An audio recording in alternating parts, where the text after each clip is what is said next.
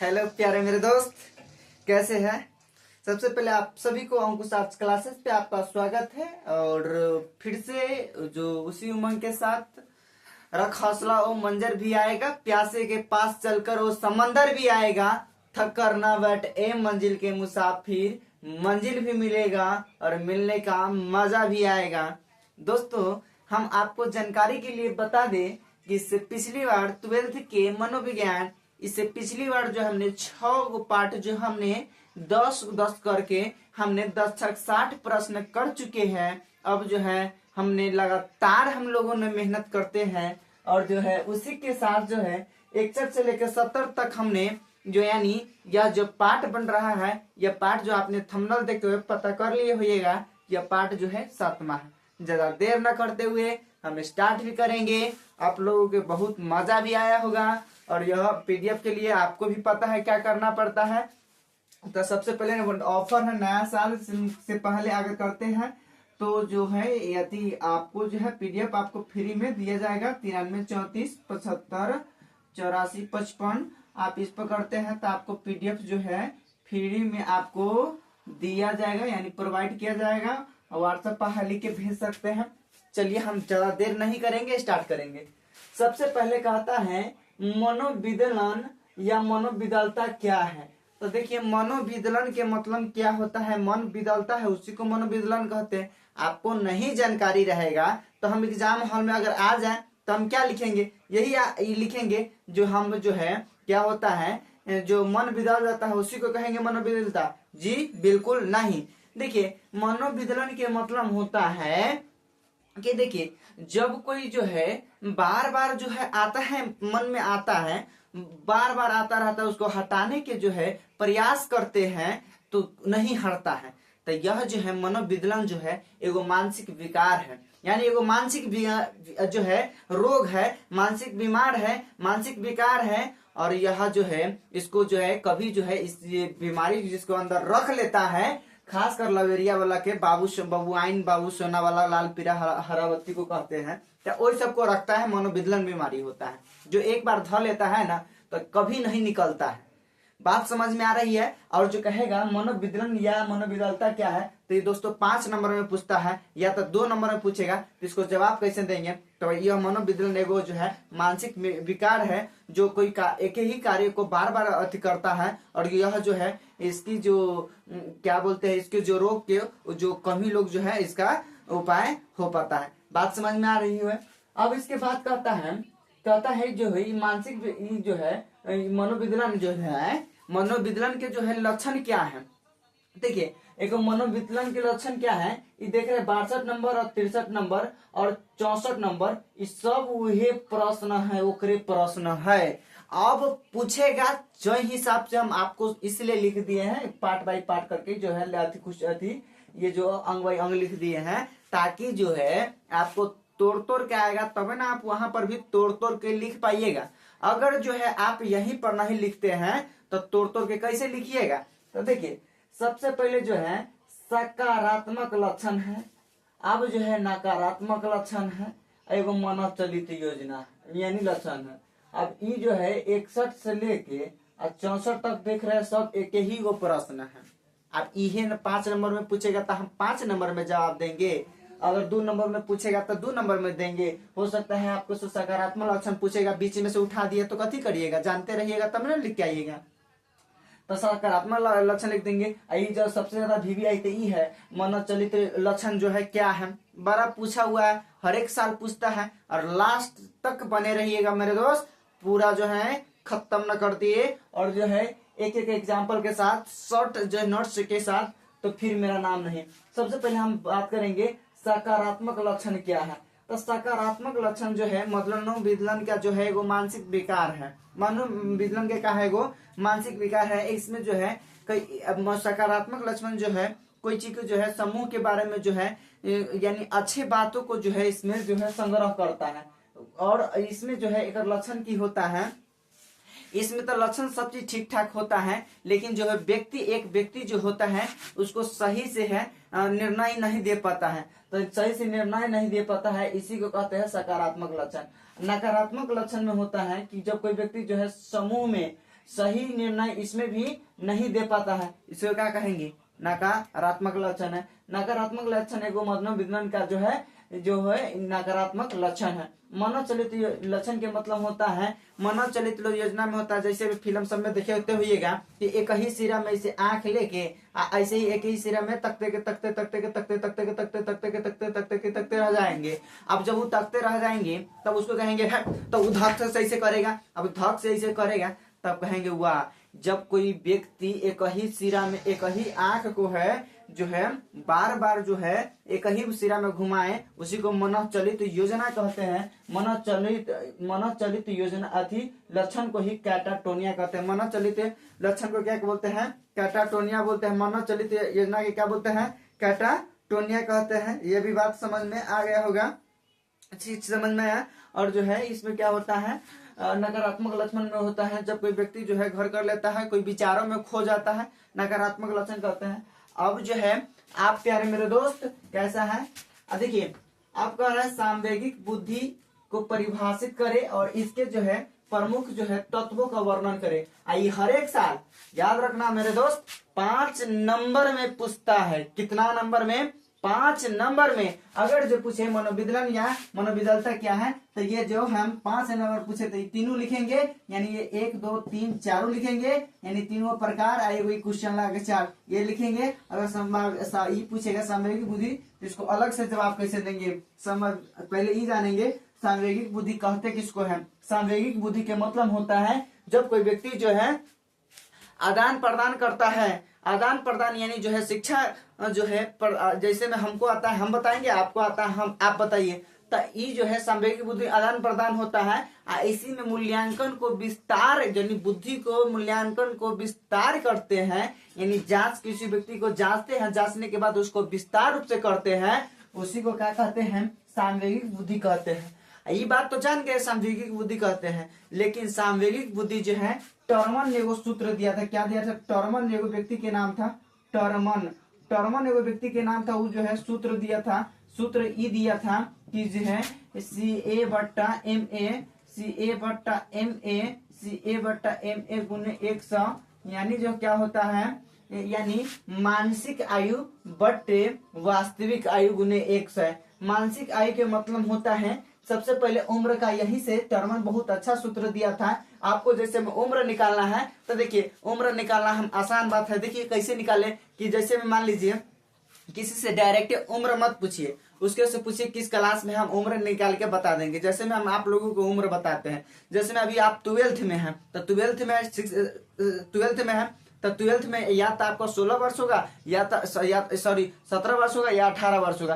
तो कहिए correct answer क्या है, तो देखिए स्कूल में जो नामांकन होता है 6 वर्ष पर होता है, तो 12 वर्षीय और 6 वर्षीय, 12 6 18 वर्ष ना हुआ। जैसे में कोई व्यक्ति कहे कि नहीं हम जो है 10वां में पढ़ते हैं, तब 10 और 6 16 वर्ष। कोई कहेगा ना हम 8वां में पढ़ते हैं, तो 8 6 14 वर्ष होगा उसका। बात ये भी एकदम परफेक्ट रूप से समझ में आ गया होगा। लेकिन उम्र तो निकल जाता है, ये भी बात सही है, लेकिन यहाँ पर बुद्धि का जो है यहाँ पर लिखा हुआ है इसके मुख्य प्रमुख तत्वों का वर्णन करे। प्रमुख तत्व कौन कौन है इसका कहता है वर्णन करे। हमको लगता है इसमें से नोट्स में है, इसमें से जो है 5-6 ऑब्जेक्टिव हर एक साल आता है, ये भी रट जाना। आप कहता है कौन कौन है, सुनिए टर्मन सूत्र दिया था तो इसको निकालेंगे कैसे, देखिए जैसे मान लीजिए यहाँ पर कोनो जो सही जवाब दिया, आप जो मान लीजिए अगर काटने फूटने पर जो है उसका आयु रख के नीचे वास्तविक आयु जितना एज रहेगा वो लिख देंगे, गुना 100 लिख देंगे,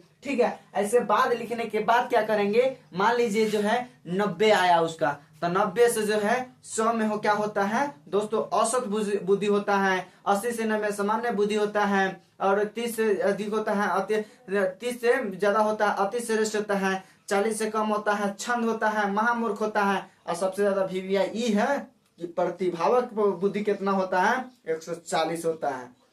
ये भी बात तो पूछ देगा आपसे, कुछ उठा के पूछ देगा सामान्य बुद्धि कितना होता है, तो 90 से 100 होता है।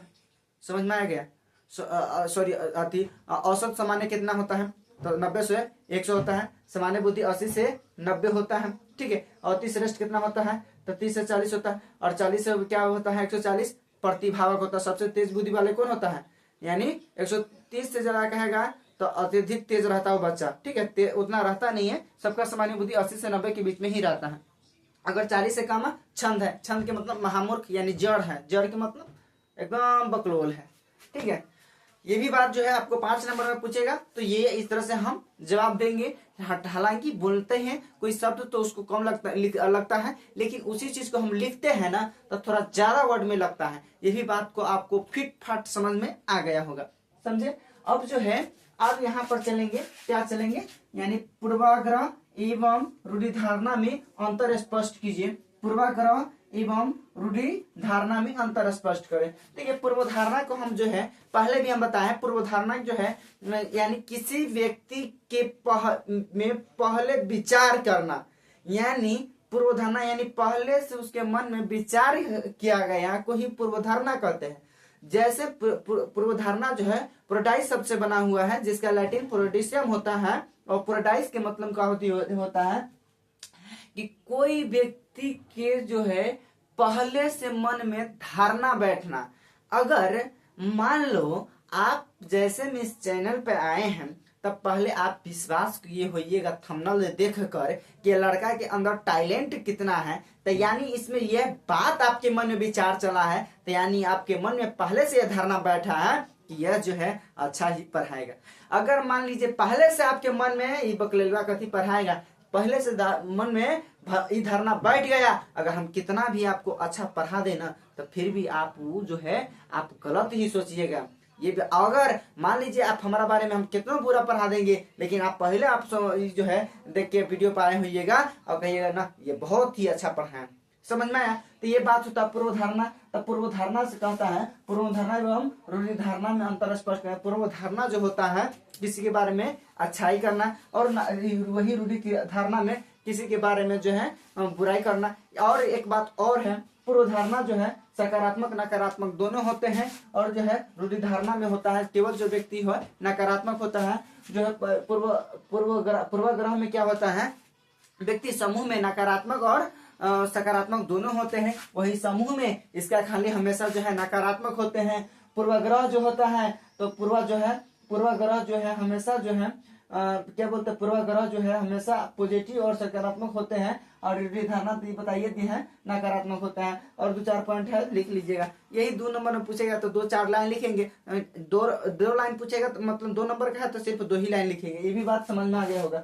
इसके बाद कहता है सामान्य अनुकूलन संरक्षण क्या है। तो देखिए सामान्य अनुकूलन संरक्षण जो है 3 गो है, लेकिन हम यहाँ पर देखिए इस 67 नंबर 68 नंबर 69 नंबर इस सब एक प्रश्न है। आप कहिएगा क्या है, तो हम बता रहे क्या है। तो देखिए सामान्य अनुकूलन संरक्षण क्या है, तो सामान्य अनुकूलन संरक्षण जो है, सामान्य अनुकूलन संरक्षण किसको कहेंगे। तो देखिए सामान्य अनुकूलन संरक्षण जो है इसका प्रथम जो है उपदेश कौन दिया था, हैंस शैल्य दिया था। कौन दिया था मेरे दोस्त, हैंस शैल्य दिया था। और इसमें यह कहा गया कि कोई व्यक्ति को एक एक्सरे इंसुलिन होता है। एक्सरे इंसुलिन क्या होता है, जब कोई व्यक्ति के सुई बार बार दिया जाता है ना तो वो जो है ओकरा बीमारी पड़ जाता है सामान्य अनुकूल संरक्षण। बात समझ में आ रही है ना। यानी जब कोई व्यक्ति के समूह जो है मतलब जो है सुई पड़ जाता है, और सुई पड़ने के बाद ज्यादा बार पड़ता है तो उसको जो है उसको का संरक्षण रख लगता है, यानी सामान्य अनुकूल संरक्षण रख देता है। उसको 3 गो है, लेकिन हमारा 2 नंबर में पूछेगा तो हम 2 नंबर में दे देंगे। पहला की बोलता है सचेत प्रतिक्रिया है, एगो चरण है, एगो प्रतिरोध चरण है। ठीक है, यहाँ पर रचन लिखा है, रचन चरण के मतलब वही होता है। अब सचेत प्रतिक्रिया और प्रतिरोध चरण रचन के मतलब क्या होता है, तो हम बताते हैं मेरे प्यारे दोस्त। कैसे हम बताएंगे, तो सचेत के मतलब क्या होता है, जैसे में आपको एग्जाम आने वाला है, आपको जो है पहले से कह देगा कि जो है आप सचेत हो जाइए, एग्जाम की आने वाली है, आप भरपूर तैयारी कर लीजिए। तो ये आपको सचेत होने के लिए जब कहता है तो जो है एड्रेनल होता है। एड्रेनल का मतलब होता है त्वचा जो होता है पूरा जो है ये जो है रोआ कभी कभी देखिएगा तो ऊपर ऊपर होने लगता है। ये भी बात जो है एकदम जो है बिल्कुल समझ में आ गया होगा। सचेत जो है कि मतलब क्या होता है ये बिल्कुल आपको समझ में आ गया होगा। अब इसके बाद कहता है प्रतिरोध रचन। क्या बोलते हैं, प्रतिरोध रचन कहता है। कभी कहता है प्रतिरोध रचन। प्रतिरोध रचन यानी प्रतिरोध के मतलब क्या होता है, इसमें जो है कोई व्यक्ति जो है कोई कार्य करता है, इसमें पूरे जोर तरीका से करता है और पूरा काम को कर जाता है, और उसी को कथी कहते हैं, प्रतिरोध रचन। अब भारतीय, अब जो है ये भी खत्म हो गया, आपको ये भी खत्म हो गया। सामान्य अनुकूलन संलक्षण खाली पूछे तो उसका खाली परिभाषा दे देंगे। जो है सामान्य अनुकूलन संलक्षण जो वो मानसिक बीमारी है जिसमें जो है एक्सरे नामक एक सुई होता है जिसमें अधिक बार देने पर जो है इसका क्या होता है, अति सामान्य अनुकूलन संरक्षण होता है। इसका प्रथम विचार कौन दिया था, हैंस सेले, एक जीएस के नाम से भी जाना जाता है। और ये भी बात दोनों लिख देंगे, हो गया। अब कहता है 70 नंबर में कहता है भारतीय परिवेश में बुद्धि के संप्रदाय को लेकर, भारतीय परिवेश में जो कहते हैं बुद्धि को कहते हैं, भारतीय परिवेश में आप लोग भली बातें जो है भारत देश में रहते हैं और कहता है उसी परिवेश में आप लोग ढले हुए हैं, कहता है बुद्धि के संप्रदाय को लिखे। संप्रदाय क्या होगा, भारतीय परिवेश में जो है बुद्धि जो है व्यक्ति जो है कैसे मिलता है, तो व्यक्ति जो है विश्वास, अभिवृत्ति, मनोवृत्ति, रीति रिवाज, खान पान को ही तो क्या कहते हैं भारतीय परिवेश में बुद्धि कहते हैं। इसी को कहते हैं संज्ञानात्मक। ये जो है पूरा जो है आपको ठीक ठाक समझ में आ गया होगा। अगर नहीं समझ में आया तो कमेंट करिए और हम उसको सुधारने का जो है पूरा प्रयास करेंगे। हमने जो है सकारे थे 100 प्रश्न के, हमने वादा किए थे कि 1 से लेकर जो है 100 प्रश्न को जो है हमने पूरा गारंटी लेते हैं कि 100 को जो है क्वेश्चन देंगे और उसी में से जो है प्यारे दोस्त उसी में से रहेगा। और हम बता दें, हम अपने बारे में जानकारी के लिए दोस्तों जिस क्लास में हम थे उन्हें उसी क्लास को हम उस समय भी पढ़ाते थे और वही रुतबा है। और आज जो है हम आप लोगों के ऑनलाइन बैच लेकर आए हैं और जो है फ्री ऑफ कॉस्ट हम जो और जो है इससे जूनियर वाले बच्चे आएंगे वो सबको जो है हम ऑल सब्जेक्ट जो है फ्री पढ़ाएंगे। अब धन्यवाद। वीडियो जो आपने देखे हैं दोस्तों के साथ जानवे करते हैं, लाइक करिए और शेयर करिए और जो है आप लाल बटन को तो जानवे करते हैं, लाल बटन को दबाइए और वीडियो देखिए। इसके लिए बहुत बहुत धन्यवाद।